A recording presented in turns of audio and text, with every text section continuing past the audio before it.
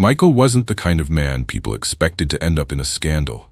He wasn't flashy, he wasn't wild, he wasn't the type you'd whisper about over wine at the neighborhood book club. He was just Michael. 45 years old, a project manager at a mid-sized company outside Chicago. Married for 15 years, 2 kids. A golden retriever named Max who shed everywhere. He had a house with beige siding, a backyard grill, and neighbors who waved politely when they rolled the trash bins out on Tuesdays. Michael's life was safe, predictable, and honestly, a little boring. Every morning started the same. Coffee at 6, toast, a quick scroll through emails before waking the kids for school, then a kiss on Dana's cheek before rushing out the door. Dana, his wife, high school sweetheart. They built everything together, the house, the family, the whole suburban picture. But lately that picture felt faded. The conversations were shorter, the laughter less frequent. Most nights they ended up on opposite ends of the couch. Dana watching Netflix, Michael scrolling his phone, comfortable but distant. At work, life wasn't much different. Michael managed projects, sat in endless meetings, and reminded people about deadlines they already knew about. Then one Monday morning, everything shifted. "Team, I'd like you to meet our new project manager, Kelly."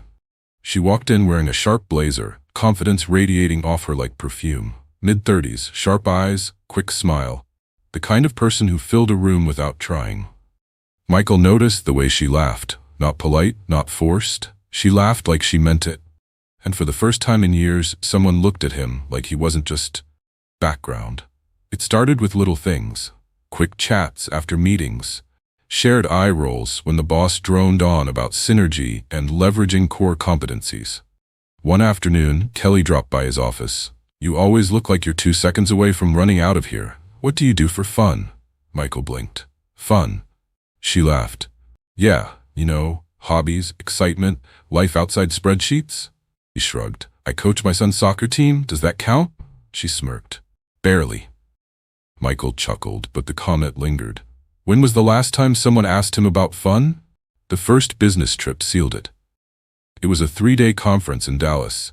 Michael and Kelly flew down with the team, checked into the same hotel, and spent hours sitting through panels. By the second night, everyone else had gone to bed. Michael lingered in the lobby, laptop open, half working, half scrolling. Kelly spotted him. "You really can't unplug, can you?" she teased. Michael smiled sheepishly. "Somebody's got to keep this project on track." "Or," she said, dropping her bag on the chair beside him, "you could close the laptop and have one drink with me." They ended up at the hotel bar. It wasn't glamorous, just dim lights, bad jazz on the speakers, and a bartender who looked bored. But with Kelly across from him, it felt different. She sipped her wine, tilted her head, and asked, "So, suburban dad by day, corporate soldier by night? What's the real story, Michael?" He laughed.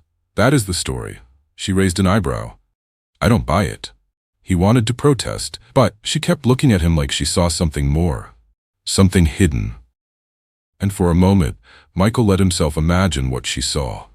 When he went back to his hotel room that night, he lay in the dark staring at the ceiling. He could still hear her laugh, still see the way her eyes lingered on him a little too long. He told himself it was harmless, just work banter, just a drink. But deep down he knew something had shifted, because for the first time in years, Michael didn't feel invisible. And that feeling was dangerous.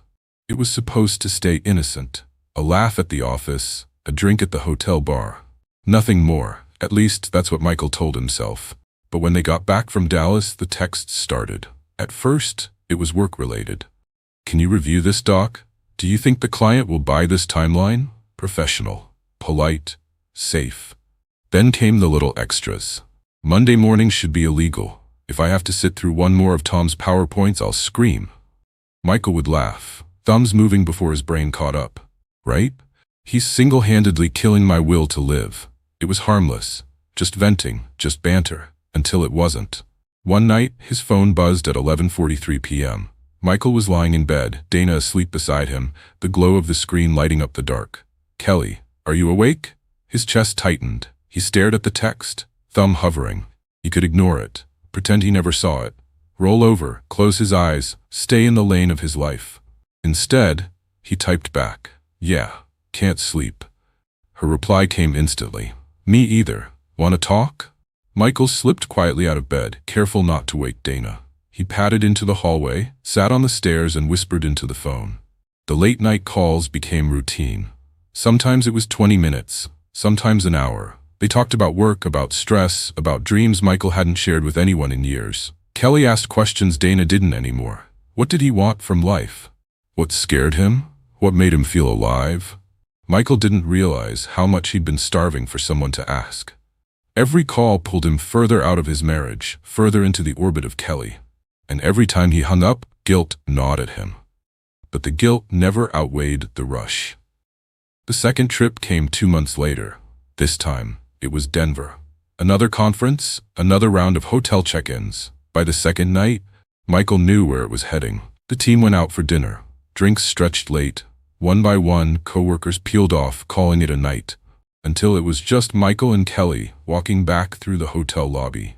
Kelly paused at the elevator, looking at him with a smile that said more than words. "You coming up?" she asked softly. Michael's heart hammered. His wedding ring felt heavy on his finger. He opened his mouth to say no, to be the good husband, the loyal dad. Instead, he nodded.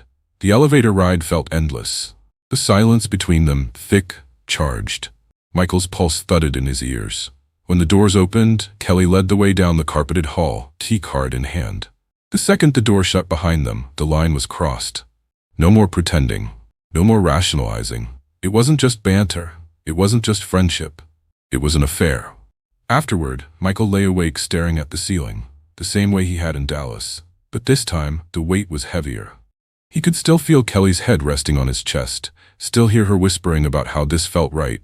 And yet, all he could picture was Dana, her face, her voice, the life they'd built. Guilt pressed down on him like a stone. But beneath it was something else. A jolt of energy, a spark he hadn't felt in years. It was intoxicating, addictive, and it was the beginning of a double life Michael wasn't ready for. From then on, everything split. At home, Michael played the role.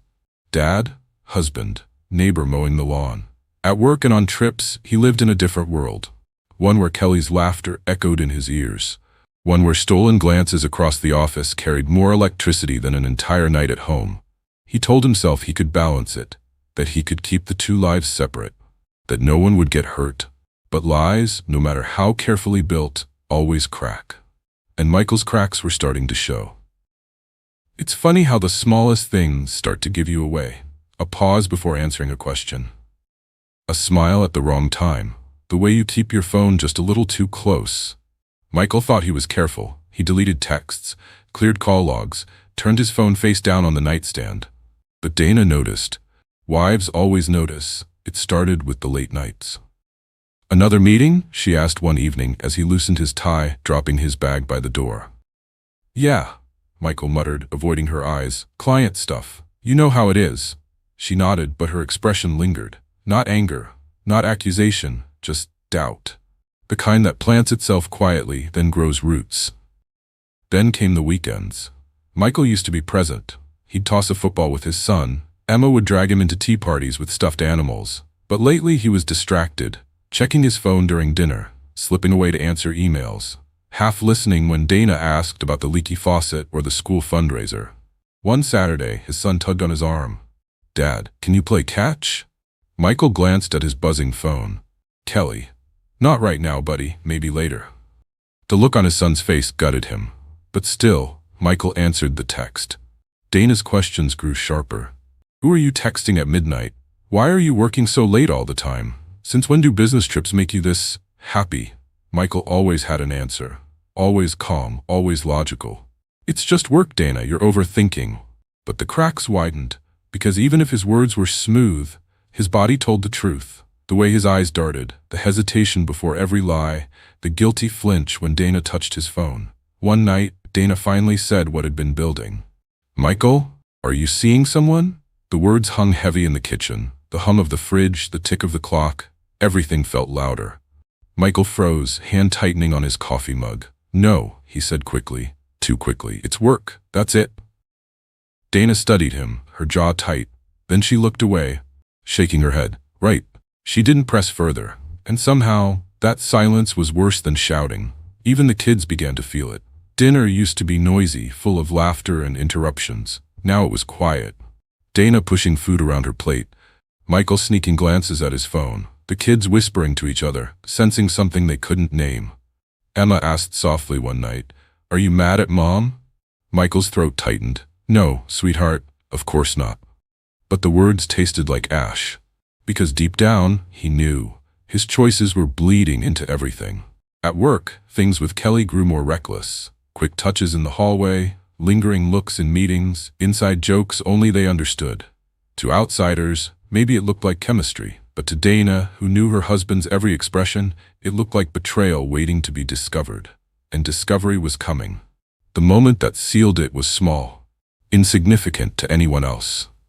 Michael had gone upstairs to shower. He left his phone on the nightstand. It buzzed. Once, twice, 3 times. Dana glanced at the screen, the name glowing back at her, Kelly. Her stomach dropped. Her worst suspicions confirmed in a flash of light. She didn't open the texts, didn't need to. Because sometimes the truth doesn't scream. It whispers, and that whisper was loud enough to shatter everything. That night, Dana lay awake, staring at the ceiling, while Michael slept beside her. Her heart ached, not just from anger, not just from betrayal, but from grief. Grief for the man she thought she knew, for the life they'd built, for the family they promised would never fracture. She turned on her side, back facing him, tears soaking her pillow. And Michael, he slept, completely unaware that his double life was seconds away from collapse. It happened on a Tuesday. Funny, isn't it? How life can shatter on such an ordinary day. Michael came home late again. Tie loosened, phone buzzing in his pocket, Kelly's name flashing on the screen. He silenced it quickly, shoving the device deep into his jacket. But Dana was waiting, sitting at the kitchen table, arms crossed, eyes sharp. There was no dinner on the stove, no TV humming in the background, just silence. Heavy, loaded, suffocating. "Where were you?" Dana asked. Michael froze. Her voice wasn't angry, it was calm. Too calm. He set his bag down, forced a smile. "Work. We had a late meeting. Don't." Just one word, but it sliced through the air like a knife. Dana stood slowly, holding up her phone. Michael's stomach dropped when he saw the screen. Emails, hotel receipts, a thread of messages he thought he'd erased. Kelly's name was everywhere. "How long?" Dana asked. Her voice trembled, but her eyes never left his. Michael swallowed hard. He wanted to deny it, wanted to spin another excuse, another half-truth. But the evidence glared back at him. There was no escape. "Dana," he whispered. "It's not." "How long?" she repeated louder this time. Michael's shoulders sagged. He couldn't look at her. "A few months," he admitted quietly. The sound that left Dana's throat was somewhere between a laugh and a sob. 15 years, she said, shaking her head. 15 years together, and you threw it away for a few months? Michael stepped forward, hands raised like a man begging for mercy. "I didn't mean for it to happen. It just what?" Dana snapped. "It just fell into your lap? You accidentally checked into hotel rooms with her." Her words cut sharper than any blade. Michael winced, chest tightening. "Dana, please. I still love you. I love our family. This doesn't change that." Her laugh was bitter, hollow. "Doesn't change that? Michael, you've been living a double life, sneaking around, lying to my face every single day. How is that love?" For the first time in years, Michael saw Dana's fire. The woman he'd fallen for at 17, fierce, passionate, unwilling to take anyone's nonsense. And in that moment, he realized he hadn't just betrayed his wife. He'd underestimated her. "Do the kids know?" she asked suddenly. Michael's stomach lurched. "God, no. Of course not." "Good." Dana's jaw tightened. "Because they don't deserve to carry your shame." The argument stretched into hours. Voices rising, breaking, falling. Michael begging. Dana refusing to budge. Every excuse he made crumbled under the weight of her fury. Every apology sounded thinner than the last. Finally, Dana's voice cracked with exhaustion. "I can't even look at you right now. You've destroyed everything I thought we had." Michael reached for her hand, desperate. But she pulled away. "No," she whispered. "You don't get to touch me. Not anymore." That night, Michael slept on the couch. Not because Dana told him to. Because the bed felt like sacred ground he no longer had the right to share. He lay in the dark, staring at the ceiling, listening to the faint sound of Dana crying upstairs. For the first time since the affair began, the guilt outweighed the rush. The spark that once felt intoxicating now burned like acid in his chest. And Michael knew. The life he'd balanced so carefully was about to collapse completely. The next morning, the silence was worse than the shouting. Dana moved through the house like a ghost. She made the kids lunches, packed their bags, kissed them on the forehead. She didn't look at Michael once. At breakfast, their son asked, "Dad, why are you on the couch?" Michael's throat closed. Dana answered first, voice steady but cold. "Because sometimes adults need space." The kids didn't understand, but they felt the shift, and Michael felt the weight of their confused eyes burning into him. When he left for work, Dana's final words stopped him cold at the door. "I don't know what this means for us yet. Divorce, separation, whatever." Her voice cracked, but she held steady. "But I do know this. I will never be the same woman you married. You broke that version of me." Michael turned, wanting to fight, to plead, but her back was already to him. And in that moment, Michael realized he hadn't just risked losing his marriage.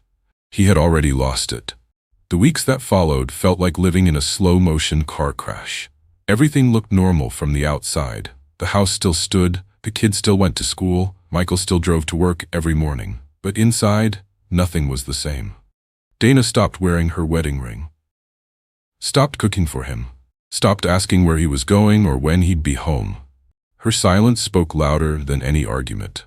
For 15 years, Michael had taken her presence for granted. The warm laugh, the easy partnership, the way she filled the house with light. Now the house felt cold. Every room heavy with unspoken words. Every glance from Dana a reminder of what he'd destroyed. At work, Kelly was still there, still smiling, still sending texts, still acting like nothing had changed. But Michael had changed. What once felt thrilling now felt suffocating. Her laugh no longer gave him a rush, it just echoed with guilt.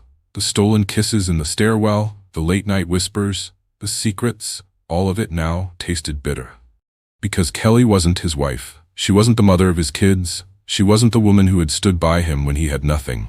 And no matter what Kelly offered, she could never fill that void. The divorce papers came 2 months later. Michael found them waiting on the kitchen counter. No note, no explanation, just a manila envelope filled with legal language that boiled down to one truth: it was over. He sat at the table, staring at his name typed in bold black letters, his signature line waiting. His hands shook as he picked up the pen. Every stroke of ink felt like a nail in the coffin of his marriage. When he was done, he pressed the pen down hard enough to tear the paper. The whispers started soon after. At PTA meetings, at church, at neighborhood barbecues. "Did you hear about Michael and Dana?" "Yeah. He cheated. With some woman from work? Shame. They seemed like the perfect family." Michael could feel the eyes on him every time he walked into a room. The fake smiles, the forced small talk, the way conversations suddenly ended when he stepped closer. Reputation, gone in a flash. 15 years of being the good guy, erased by one affair. The kids, that was the hardest part. They didn't understand at first. Just knew something was broken. But kids are smarter than we give them credit for. And eventually the questions came. "Dad, why don't you live here anymore? Mom cries a lot. Did you make her sad?" Michael tried to explain, tried to soften it. "Sometimes grown-ups make mistakes," he said. But his daughter's eyes, wide, confused, disappointed, cut deeper than Dana's anger ever could. Because you can lie to yourself. You can even lie to your wife. But you can't lie to your kids. They always see the truth. Nights alone in the apartment were the worst. Michael would sit on the couch with the TV flickering, half-empty takeout containers on the coffee table, the silence pressing in. No laughter upstairs, no footsteps down the hall, no Dana humming in the kitchen. Just him. And the echo of everything he'd lost.